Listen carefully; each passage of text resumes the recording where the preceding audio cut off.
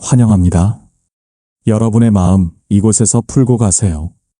여러분, 혹시 이런 뉴스 보신 적 있으세요? 곧 우리나라 국민 3명 중 1명이 65세 이상이 된다. 듣기만 해도 숨이 턱 막히죠. 이건 통계 속 숫자가 아니라 우리 눈앞까지 다가온 시한폭탄입니다. 언젠가 올 줄은 알았지만 이렇게 빨리일 줄은 많은 분이 상상 못하셨을 겁니다. 제가 얼마 전 시골 마을에 다녀왔습니다. 15년 전만 해도 초등학교 운동장에서 아이들 소리가 쩌렁쩌렁했고 경로당에서는 노래방 기계 켜놓고 웃음소리가 끊이지 않았어요. 그런데 지금은요? 경로당 문은 굳게 닫혀 있고 마을에서 가장 붐비는 곳은 병원 대기실입니다. 기침 소리, 한숨 소리가 하루 종일 이어집니다. 그 풍경이 마치 몇 년 뒤 우리의 모습 같았습니다. 이게 그냥 시골 이야기일까요? 아니죠. 서울, 부산, 인천 이미 조용히 같은 길을 걷고 있습니다. 그런데도 많은 사람들이 이렇게 말하죠. 그땐 그때 가서 생각하지. 아직은 괜찮아. 여러분, 그 괜찮다는 말이 얼마나 위험한 건지 아십니까? 초고령 사회는 우리를 기다려주지 않아요. 느리게 오는 것 같지만 그 속도는 우리가 상상하는 것보다 훨씬 빠릅니다. 이미 시계 바늘은 움직이고 있고 우리는 그 안에 서 있습니다. 자, 그럼 궁금해지죠? 도대체 왜 이렇게 빨라진 걸까? 그리고 우리가 지금부터 무엇을 준비해야 하는 걸까? 오늘은 이 이야기를 여러분 삶 속 이야기로 풀어드리겠습니다. 들으시면서 이건 나와 상관없는 얘기라고 넘기지 마세요. 영상이 끝날 때쯤 여러분은 분명 이렇게 말하게 될 겁니다. 지금 당장 시작해야겠다. 오늘 주제가 마음에 드신다면 구독과 좋아요 눌러주세요. 여러분의 마음을 안아주는 좋은 컨텐츠로 보답하겠습니다. 여러분, 먼저 초고령 사회가 뭔지 정확히 아셔야 합니다. 유엔에서는 65세 이상 인구가 전체의 20%를 넘으면 초고령 사회라고 부릅니다. 그런데 우리나라는 2025년 바로 지금 그 기준을 넘어섰습니다. 더 놀라운 건 일본이 이 지점까지 오는데 36년이 걸렸는데 우리는 단 26년 만에 도착했다는 겁니다. 세계에서 가장 빠르게 늙는 나라 1위. 그게 바로 우리나라예요. 아니, 그게 그렇게 심각해? 하실 수 있죠. 그럼 이렇게 생각해 보세요.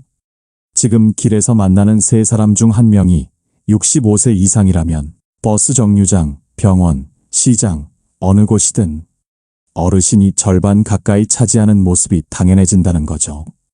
그리고 그 변화는 서울 한복판부터 이미 퍼져나가고 있습니다. 지방만의 이야기가 아닙니다. 이게 왜 문제냐? 첫째, 일할 사람보다 돌봄이 필요한 사람이 더 많아졌습니다. 노동 인구가 줄면 세금을 낼 사람도 줄어듭니다. 그럼 결국 지금 젊은 세대는 더 많은 세금을 내야 하고 우리는 연금을 제때 못 받을 수도 있다는 이야기죠. 벌이는 줄고 쓰는 돈은 더 많아지는 구조입니다. 둘째, 의료복지 시스템 붕괴입니다. 병원 예약이 2-3주 뒤로 밀리고 간병인을 구하려면 최소 한 달을 기다려야 하는 상황. 이미 일부 지역에서는 현실이 됐습니다. 여러분도 느끼시죠? 예전엔 병원 가면 바로 진료받았는데 이젠 대기표 뽑고 한참을 기다립니다. 셋째, 고립과 외로움의 폭발입니다. 통계청 자료에 따르면 65세 이상 1인 가구 비율이 10년 새 2배 이상 늘었습니다. 같이 늙어갈 사람이 없는 노후. 이건 경제 문제가 아니라 삶의 질을 송두리째 무너뜨리는 문제입니다. 여러분, 이런 변화가 왜 이렇게 빠른지 아세요? 출산율이 역대 최저를 찍고 결혼하는 사람도 줄었기 때문입니다. 올해 우리나라 출산율은 0.72명, OECD 꼴찌. 인구가 줄고 늙는 속도가 동시에 달리고 있는 겁니다. 이건 자동차 브레이크가 고장난 채로 내리막길을 달리는 것과 같습니다. 중요한 건 이 모든 변화가 더 이상 뉴스 속 경고가 아니라 우리 삶 속 한가운데서 진행 중이라는 겁니다. 그리고 앞으로의 속도는 우리가 지금 상상하는 것보다 훨씬 빠를 겁니다. 여러분, 이건 그냥 나이 들어가는 과정이 아닙니다. 국가 전체가 늙어가는 과정이고 우리는 그 한가운데 서 있습니다. 그래서 그게 대체 나랑 무슨 상관이냐 하고 계신가요? 지금은 멀리 있는 이야기 같아도 어느 순간 내 가족, 내 집안, 내 일상에 스며듭니다. 은행 창구에서, 가족 모임 자리에서, 심지어 혼자 있는 거실 한가운데서 그 변화가 나를 향해 다가오는 순간이 있습니다. 숫자로만 들으면 아직도 멀게 느껴질 수 있습니다. 하지만 이 초고령 사회가 우리 마음과 생활에 어떤 파장을 주는지 생각해보면 얘기가 달라집니다. 먼저 개인 차원입니다. 나이가 들면 자연스럽게 고립이라는 단어가 따라옵니다. 퇴직 후 직장 동료와 연락이 끊기고 자녀들도 각자 삶에 바빠서 얼굴 보기가 어려워집니다. 결국 하루 종일 대화 한마디 못하고 하루를 마치는 날이 많아집니다. 심리학에서는 이걸 사회적 단절이라고 부르는데 이게 길어지면 우울증, 인지기능 저하, 심지어는 사망률까지 높인다는 연구 결과가 있습니다. 두 번째는 가족 차원입니다. 부모를 돌봐야 하는 자녀 세대는 경제적 정신적 부담이 커지고 형제자매 간 갈등, 부부 갈등이 심해집니다. 누가 더 많이 돌보느냐, 비용은 누가 더 부담하느냐. 이 문제로 평생의 관계가 틀어지는 경우가 정말 많습니다.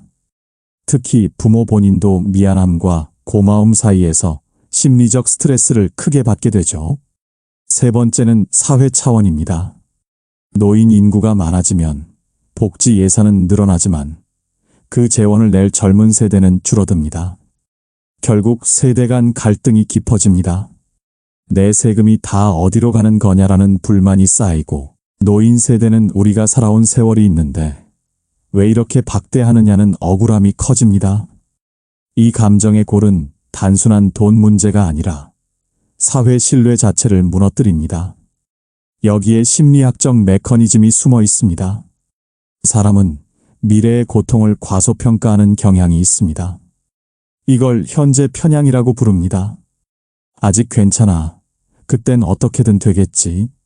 하지만 그 언젠가가 생각보다 빨리 그리고 한꺼번에 찾아옵니다. 준비 안 된 상태에서 맞이하는 변화는 고통이 아니라 위기가 됩니다. 여러분, 이렇게 개인, 가족, 사회 모두가 동시에 흔들리는 변화 앞에서 가만히 손 놓고 있을 수는 없습니다. 그렇다면 궁금해지죠? 우리보다 먼저 초고령 사회를 겪은 나라들은 이 위기를 어떻게 버텼을까요? 그리고 그들의 선택에서 우리는 무엇을 배워야 할까요? 여러분, 우리보다 먼저 초고령 사회를 겪은 나라들은 이미 수십 년 전부터 이 상황을 준비해 왔습니다. 그중 대표적인 나라가 일본입니다. 일본은 2013년에 초고령 사회에 들어섰습니다. 그때 일본은 우리보다 훨씬 더 긴 시간을 가지고 변화에 적응했지만 초기에는 우리와 똑같이 의료비 폭증, 간병인 부족, 고독사 증가 같은 문제로 몸살을 앓았습니다. 그래서 일본이 꺼낸 해법이 바로 지역 커뮤니티 케어 시스템입니다. 이건 말 그대로 한 지역 안에서 병원, 복지, 주거, 간병 서비스를 전부 연결해 놓는 겁니다. 예를 들어 한 구역 안에 병원과 약국, 재활센터, 노인 돌봄 주택이 붙어 있어서 버스 타고 30분씩 이동하지 않아도 생활권 안에서 모든 걸 해결할 수 있습니다. 또 이웃 자원봉사 네트워크를 운영해서 전문 간병인 수가 부족할 때는 동네 주민이 일정 교육을 받고 돌봄 활동에 참여하도록 했습니다. 이렇게 하니 고립도 줄고 병원 이용 효율도 높아졌죠. 그리고 북유럽 덴마크 사례도 빼놓을 수 없습니다. 덴마크는 노인을 부담이 아니라 경험 있는 일꾼으로 봅니다. 은퇴 연령을 늘리고 고령자 맞춤형 일자리를 만들었습니다. 예를 들어 체력은 크게 쓰지 않지만 경력이 중요한 분야, 도서관 사서, 지역 문화 해설사, 원예 관리 같은 일을 고령자가 맡습니다. 또 국가에서 재교육 프로그램을 무료로 제공해 65세 이후에도 새로운 기술을 배우고 다시 일할 수 있게 돕습니다. 그 덕분에 덴마크는 70대 취업률이 OECD 평균보다 훨씬 높고 노인 빈곤율도 7%대로 매우 낮습니다. 국내에서도 좋은 시도가 있습니다. 전남의 한 농촌 마을은 몇 년 전부터 마을회관을 공동 돌봄센터로 전환했습니다. 여기서는 어르신들이 하루 세 끼를 함께 먹고 주 3회 간호사가 건강 체크를 합니다. 혼자 사는 어르신이 갑자기 아파도 같이 식사하던 사람들이 바로 발견해서 병원으로 연결해 줍니다. 경기도 일부 지자체에서는 실버 창업 지원을 운영합니다. 전통 먹거리 판매, 수공예, 소규모 텃밭 재배 등 작지만 안정적으로 수익이 나오는 창업 아이템을 지원하고 시청, 군청에서 판매처까지 연결해 줍니다. 이 사례들의 공통점은 세 가지입니다. 첫째, 고립을 막는 사회적 연결망을 만든다. 둘째, 노인의 경험과 시간을 자원으로 활용한다. 셋째, 의료, 돌봄 접근성을 생활권 안으로 끌어온다. 그리고 이건 국가든 지자체든 심지어 한 가족 단위든 적용할 수 있는 원칙입니다. 그렇다면 이제 중요한 질문이 하나 남습니다. 좋아, 다른 나라나 다른 마을이 이렇게 한다는 건 알겠다. 그럼 나는, 우리 가족은 지금부터 무엇을 해야 하나? 바로 이제부터는 우리 각자가 당장 실천할 수 있는 개인, 가족, 사회, 대응 전략을 이야기해 보겠습니다. 개인 차원, 건강, 재정, 기술, 세 개의 다리를 동시에 세우기. 건강. 여러분, 오래 사는 건 이제 당연한 시대입니다. 문제는 어떻게 사느냐죠. 병원 침대에서 10년을 보내는 건 장수라고 할 수 없습니다. 진짜 장수는 내 두 발로 시장에 가고 손으로 밥을 차리고 친구와 차를 마실 수 있는 기간을 늘리는 겁니다. 이걸 기능적 건강 수명이라고 합니다. 단순히 생존 연수보다 스스로 움직이고 판단할 수 있는 좋은 세월을 늘리는 게 핵심입니다. 왜 중요하냐고요? 70세 이후 골절 한 번이면 평균 회복 기간이 6개월, 그 사이 근육은 30% 이상 줄어듭니다. 더 큰 문제는 노년기에 한 번 잃은 근육과 균형 감각은 거의 회복이 불가능하다는 겁니다. 넘어지는 순간이 노인성 건강 하락 곡선의 출발점이 되는 이유입니다. 실제로 75세 이상 낙상 환자 10명 중 4명은 골절 후 집에서 다시 혼자 생활하지 못합니다. 그렇다면 어떻게 지킬까요? 주 3회 이상 근력 운동은 필수입니다. 여러분, 지난주에 운동 몇 번 하셨나요? 헬스장에 가지 않아도 됩니다. 물통, 탄력 밴드, 의자만 있으면 집에서도 충분히 가능합니다. 예를 들어 1.5리터 물통을 들고 팔꿈치 굽히기 15회 3세트, 의자에 앉았다 일어서기 15회 3세트. 이 정도면 하체와 상체를 동시에 단련할 수 있습니다. 매일 30분 이상 걷기, 일주일에 2번은 가벼운 등산이나 계단 오르기를 하세요. 여러분은 오늘 몇 걸음이나 걸으셨나요? 심박수가 조금 오르고 숨이 차야 근육과 심장 모두 훈련됩니다. 균형 감각 훈련도 꼭 해야 합니다. 넘어짐을 막는 건 힘이 아니라 균형입니다. 양치할 때 한 발로 서기, 눈 감고 10초 버티기 같은 간단한 습관이 평생을 지켜줍니다. 일본에서는 이 습관 하나로 65세 이상 낙상률을 20% 낮췄다는 보고도 있습니다. 그리고 잊지 마세요. 두뇌도 근육입니다. 자극을 주지 않으면 기능이 떨어집니다. 하루 20분 책 읽기, 주 1회 악기나 외국어 배우기, 퍼즐, 보드게임, 스토쿠 같은 뇌 자극 활동을 꾸준히 해야 합니다. 영국의 한 연구에 따르면 매주 2번 이상 이런 인지 활동을 하는 노인의 치매 발병률은 40% 낮습니다. 정리하자면 건강을 지키는 건 거창한 것이 아니라 생활 속 작은 습관을 오래 꾸준히 이어가는 겁니다. 오늘 저녁 설거지 끝나고 10분만 의자에 앉았다 일어서기를 해보세요. 그게 10년 뒤 여러분을 병원 대신 공원으로 이끌어 줄 겁니다. 재정. 은퇴 후 20에서 30년은 월급 없는 장마철입니다. 우산이 없으면 바로 비 맞고 고생하는 거죠. 왜 이렇게 철저히 준비해야 할까요? 70세 이후 평균 지출 1. 간병비 월 150에서 200만 원 3년이면 약 7천만 원 2. 의료비 약값 해마다 오름 3. 집수리 교통비 필요시 수백만 원 단위 은퇴 후 필수 지출은 15년 기준 1억 5천만에서 2억 원. 게다가 의료비는 물가보다 더 빠르게 오릅니다. 최근 10년간 한국 소비자 물가 상승률이 평균 2%대였지만 의료비 상승률은 4% 이상이었습니다. 즉, 오늘 병원비 5만 원이 10년 뒤엔 7만 원이 될 수 있다는 얘기입니다. 자, 지금부터 노트와 펜을 준비하세요. 이건 그냥 듣고 좋은 얘기네 하고 넘기는 게 아니라 여러분 숫자를 직접 적어보는 시간입니다. 1. 내 생활비 15년치를 계산해 봅시다. 퇴직하면 월급이 없습니다. 그럼 앞으로 몇 년 동안 한 달에 얼마가 꼭 필요한지가 가장 중요하죠. 계산은 간단합니다. 월 평균 지출 곱하기 12개월 곱하기 15년. 예를 들어 월 200만 원이면 3억 6천만 원, 월 250만 원이면 4억 5천만 원이 나옵니다. 여기서 월 평균 지출은 이렇게 나눕니다. 1.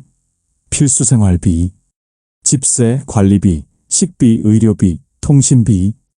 2. 변동 생활비, 여행, 경조사, 취미. 3. 돌발 지출, 간병, 집수리, 자녀 지원. 이렇게 나누는 이유는 필수 생활비는 연금과 고정 수입으로, 변동, 돌발은 저축, 투자로 충당하는 구조를 만들기 위해서입니다. 2. 돈을 3개의 주머니에 나누세요. 여러분, 돈은 모으는 것보다 언제, 어디서, 얼마씩 꺼내 쓰는지가 더 중요합니다. 그래서 돈을 3개의 주머니로 나눠야 합니다.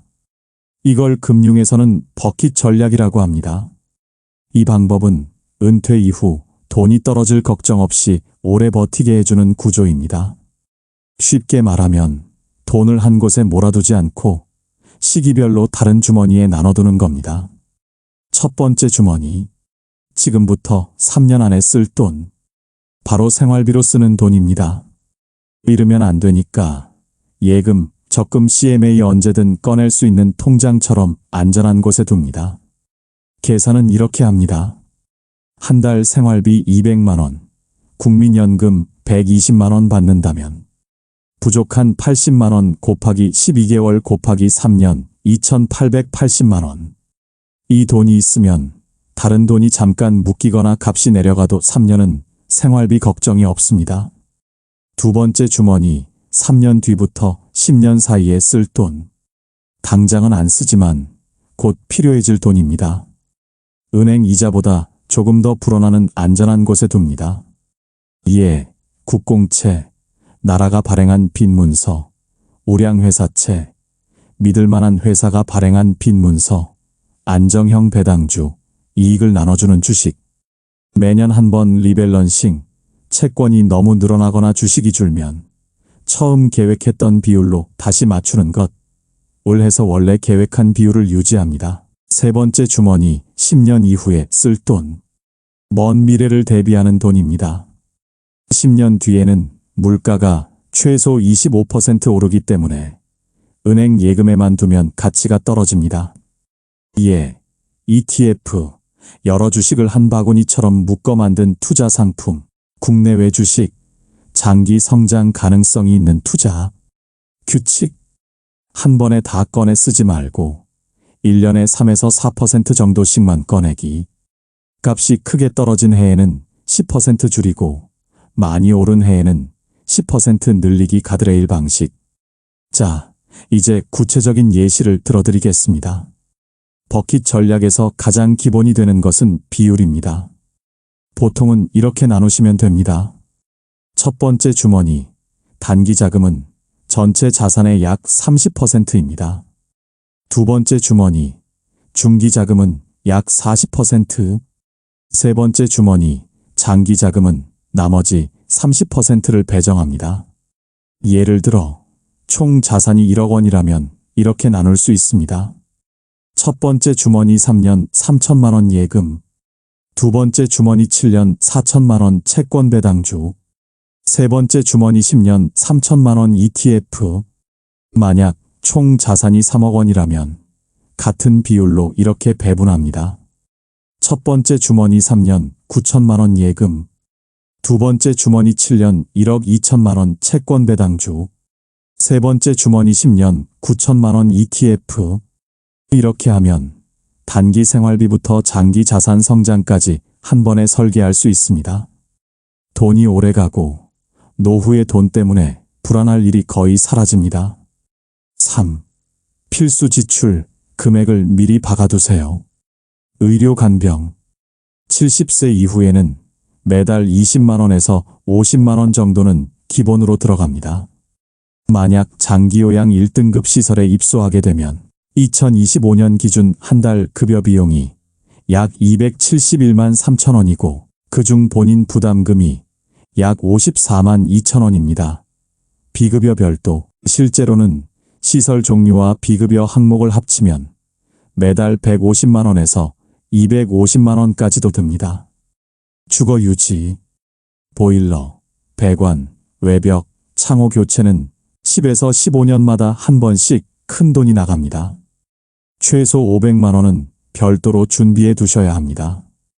여가 경조사, 여행, 취미, 경조사 비용을 완전히 빼버리면 삶이 너무 삭막해집니다. 연간 최소 200만 원 이상은 반드시 예산에 넣으셔야 합니다. 4. 장기요양비, 언젠가가 아니라 반드시. 여러분, 간병비 남 얘기 같죠? 그런데 65세 이상 어르신 5분 중 1분은 장기요양 서비스를 받습니다. 그러니까 확률로 보면 나나 내 배우자에게도 충분히 올 수 있는 일이에요. 게다가 장기요양보험료는 건강보험료 고지서에 이미 같이 붙어서 나가고 있습니다. 금액이 건강보험료의 약 13% 정도예요. 그래서 나는 안 쓰는데 왜 내? 이런 생각이 들 수 있지만 막상 쓰게 되면 이래서 있었구나 하게 됩니다. 그럼 실제로 돈은 얼마나 드나? 예를 들어 1등급으로 요양원에 들어가면요. 국가에서 지원해주는 수가라는 게 있습니다. 2025년 기준으로 한 달에 약 270만 원이에요. 그중 본인이 내야 하는 건 20% 정도니까 약 54만 원이죠. 근데 여기서 끝이 아니에요.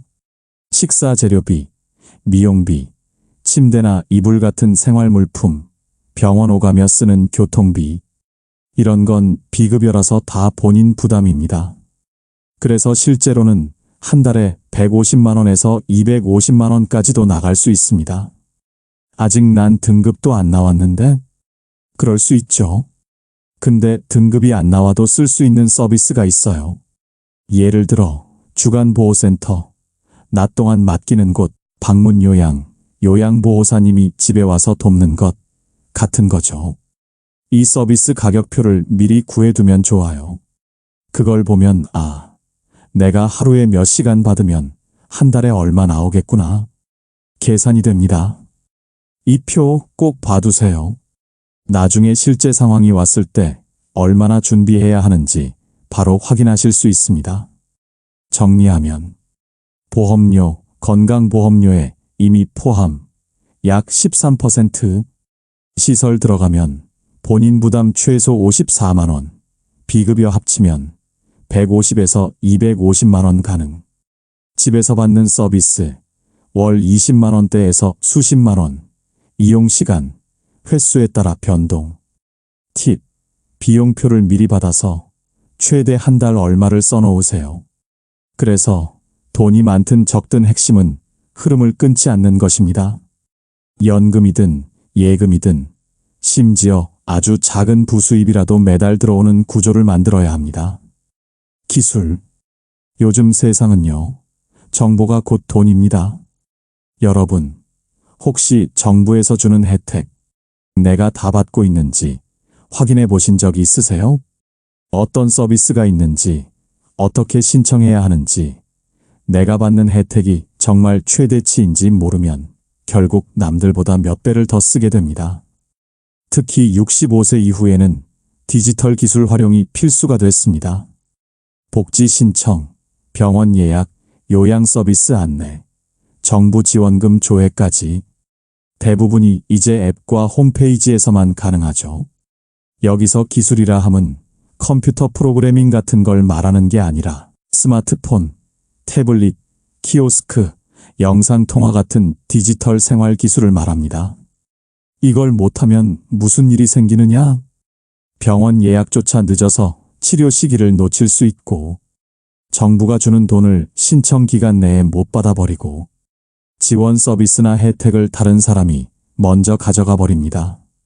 앞으로 복지 혜택, 금융거래, 의료 서비스, 점점 더 디지털로 옮겨갑니다. 기술을 모르면 돈과 시간, 심지어 혜택까지 놓칩니다. 경기도 A씨는 스마트폰으로 정부 긴급지원금 신청을 못해 50만 원을 놓쳤습니다. 신청 기간은 일주일이었고 주민센터도 줄이 길어 결국 포기했다고 합니다. 노후에 진짜 편하고 안전하게 살려면 이 4가지는 꼭 배우셔야 합니다. 첫째, 스마트폰 결제와 송금입니다. 혹시 여러분 직접 해보신 적 있으신가요? 아니면 아직도 은행 창구에 가고 계신가요? 은행 안 가도 집에서 편하게 돈을 주고받을 수 있는 기술이죠. 둘째, 온라인 병원 예약과 원격 진료. 특히 몸이 불편하거나 먼 병원에 가기 힘들 때 집에서도 진료를 받을 수 있습니다. 셋째, 정부 지자체 복지 앱 사용법. 기초연금, 건강검진, 복지 혜택 신청까지 모두 스마트폰으로 가능하니 쓰느냐 안 쓰느냐에 따라 혜택 차이가 큽니다. 넷째, 화상통화입니다.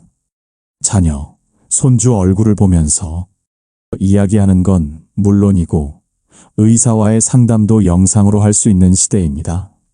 그렇다면 이걸 어디서 배워야 할까? 궁금하시죠? 행정복지센터, 주민자치센터, 스마트폰 활용 교육 프로그램을 무료로 운영하는 경우가 많습니다. 노인복지관, 기초부터 반복학습까지 연령대에 맞춘 교육이 있습니다. 평생학습관, 앱 설치, 결제, 온라인 예약 실습까지 진행하는 체계적인 강좌를 제공합니다. 은행 지점, 시니어 대상 모바일 뱅킹 교육이 있습니다. 보건소의료원, 원격 진료 및 온라인 예약 시연 교육을 받으실 수 있습니다. 결국 디지털 기술은 젊은 사람들만 쓰는 게 아닙니다. 배우는 데는 단 몇 시간이지만 못 배운 대가는 앞으로 평생 불편함과 손해로 돌아옵니다. 나는 기계랑 안 친해하던 그 마음을 딱 한 번만 넘으시면 노후가 훨씬 넓어지고 안전해지고 가벼워집니다. 개인적인 대비만으로는 부족합니다. 건강과 돈을 챙겼다면 이제 그 다음은 가족 안에서의 준비입니다. 여러분, 초고령 사회에서는 누가 얼마나 돌볼까가 가족의 최대 갈등 요인이 됩니다. 이걸 미리 합의하지 않으면 수십 년 함께 쌓아온 정이 단 하루 만에 산산조각 날 수 있습니다. 부양 계획 세우기, 부모를 부양하는 일, 막연하게 잘 돌봐야지 하고만 생각하면 결국 막상 닥쳤을 때 서로의 기대와 현실이 충돌하게 됩니다. 누가, 언제, 어떤 방식으로 도울지 미리 대화로 풀어놓고 구체적으로 정리해야 합니다. 아플 때 병원에 동행하는 사람과 생활비를 지원하는 사람이 같아야 할까요? 다를 수 있을까요? 치매나 장기 요양이 필요한 시기가 오면 물리적 도움과 경제적 지원이 한 사람에게 몰리면 불만과 피로가 쌓입니다. 가족 회의를 열어 돌봄 인력 배치표를 만드는 겁니다. 여러분 댁은 혹시 이런 대화를 해본 적 있으신가요? 누가 병원에 모시고 갈지, 누가 비용을 부담할지 말이죠. 첫째는 병원, 약, 치료 일정 관리, 둘째는 생활비와 간병비 부담, 셋째는 장보기 청소 등 일상 지원. 이렇게 역할을 나누면 돌봄이 의무가 아니라 협력이 됩니다. 문서화의 힘. 가족 간 합의는 말로만 끝내면 기억이 다르게 남고, 감정이 얽히면 그때 그렇게 말 안 했잖아 라는 싸움이 시작됩니다. 그렇기 때문에 법적 효력이 없어도 글로 남기는 것이 필수입니다. A4 한 장이면 됩니다. 합의 내용, 날짜, 서명, 그리고 목격자 1명. 단순한 메모라도 분쟁 가능성을 70% 이상 줄여줍니다. 나중에 누군가 나는 그 약속한 적 없다라고 해도 종이에 남은 글씨는 기억보다 강합니다. 심지어 가족끼리도 금전이 오가거나 재산이 얽히면 의외로 돌변하는 경우 정말 많습니다. 상속, 증여, 의료 의사결정. 사람은 갑작스러운 상황에서 감정이 먼저 앞섭니다. 누군가 위중한 상태에 빠지면 그렇게 하지 말라는 말보다 무조건 살려야 한다는 외침이 더 커집니다. 하지만 그 선택이 몇 년 후 가족 모두를 지치게 할 수도 있습니다. 그래서 상속 비율, 증여 시기, 연명 치료 여부를 미리 정해두는 겁니다. 예를 들어 재산 분배를 명확히 해두면 형제 간 소송 같은 최악의 상황을 막을 수 있습니다. 증여 시기를 정해두면 세금 부담을 최소화할 수 있고, 연명 치료 여부를 기록해두면 마지막 순간에 가족이 죄책감과 갈등 속에서 울부짖지 않아도 됩니다. 여러분은 혹시 이런 중요한 선택을 미리 정해두신 적이 있으신가요? 정서적 부채 줄이기. 부모 세대도 자녀에게 고마움과 미안함 사이에서 흔들리는 마음이 있습니다. 내가 이렇게까지 받았는데 갚아야 하지 않나 하는 심리적 빚이 생기면 돌봄이 고마움이 아니라 부담이 됩니다. 그래서 내 몫은 여기까지라는 선을 미리 정하는 것이 모두를 편하게 합니다. 예를 들어 경제적 지원은 여기까지, 이후엔 요양원이나 외부 서비스 이용이라고 못 박아두면 자녀도 불안 없이 계획을 세울 수 있습니다. 이건 이기적인 결정이 아니라 남은 가족 모두가 무너지지 않게 하는 안전장치입니다. 개인적인 준비, 가족 안에서의 약속과 계획. 여기까지는 내 힘으로 지킬 수 있는 영역입니다. 하지만 여러분, 아무리 개인이 잘 준비해도 사회라는 울타리가 받쳐주지 않으면 한계가 있습니다. 나 혼자 버틴다고, 내 가족만 챙긴다고 해서 해결되지 않는 문제들이 있습니다. 그래서 이제부터는 사회적 차원에서의 대비를 이야기해야 합니다. 고령자 재취업 프로그램. 70세 이후에도 일할 수 있다는 건 단순히 수입의 문제가 아닙니다. 아침에 일어날 이유가 있고 내가 누군가에게 필요한 존재라는 감각을 유지하는 것. 이게 정서적 건강의 핵심입니다. 마을 안전 지킴이, 지역 문화 해설사, 학교 방과 후 돌봄 같은 의미 있는 일은 월급 이상의 가치를 줍니다. 이걸 하려면 어떻게 해야 할까요? 고용노동부 시니어 인턴십, 한국노인인력개발원 홈페이지에서 지역 일자리 공고 확인, 구청 읍면사무소, 시니어 클럽 방문해 현장 모집 일자리 상담받기, 주민자치센터, 평생학습관에서 자격증 과정이나 해설사, 안전지도사 과정 등록, 학교, 도서관, 박물관 등에 직접 제안해 마을 교육 프로그램 참여, 단순 노무 일자리 외에 내 경험이 필요한 자리가 있는지 능동적으로 탐색, 지역 돌봄 공동체. 나이가 들수록 가까움이 생명입니다. 병원, 복지관, 문화시설이 걸어서 10분 안에 있어야 하는 이유가 여기에 있습니다. 거동이 조금만 불편해져도 버스 한 번 갈아타야 하는 구조라면 사회와 단절되는 속도는 생각보다 빠릅니다. 일본의 커뮤니티 케어는 이런 점을 정확히 짚었습니다. 동네 안에 작은 도서관, 경로당, 복지센터, 의원, 약국이 모두 모여있는 구조를 만든 겁니다. 이걸 하려면 어떻게 해야 할까요? 집을 중심으로 도보 10분 거리 안의 병원, 복지관, 문화센터, 도서관, 약국을 지도에 표시하세요. 없는 시설은 주민자치위원회, 구청에 주민 서명을 모아 건의합니다.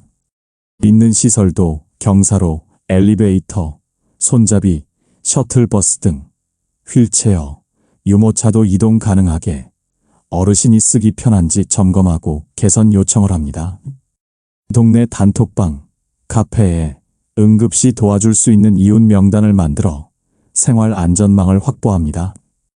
여러분은 갑자기 몸이 안 좋을 때 전화할 수 있는 이웃이 있으신가요? 세대 간 교류.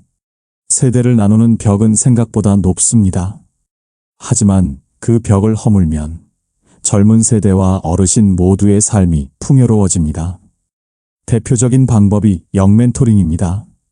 어르신이 젊은이에게 장인 기술, 전통 음식, 수공예를 가르치고 젊은 세대는 디지털 기술, 스마트폰, 영상 편집, 온라인 마케팅을 알려주는 구조입니다.